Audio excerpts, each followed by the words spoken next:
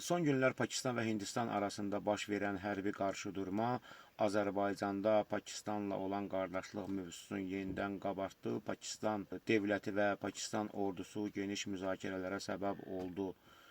Bəs biz Azərbaycanlılar Pakistan İslam Respublikasının dövlət kimi formalaşmasında, onun ordusunun qurulmasında, möhkəmlənməsində Azərbaycanlıların müstəsna rolu olduğunu bilirdilərmi? Məsələn, Pakistanın dövlət kimi formalaşmasında, ordusunun qurulmasında iştirak etmiş Ağa Məhəmməd Yahya xan Qızılbaş, Müzəffər Əli xan Qızılbaş kimi dövlət xadimlərini, Azərbaycanlı Pakistan dövlət xadimlərini xalqımız tanıyırmı?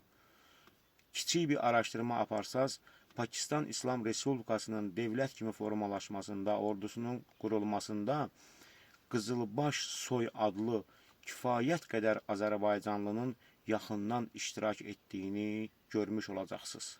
Şanlı tariximizin izi ilə.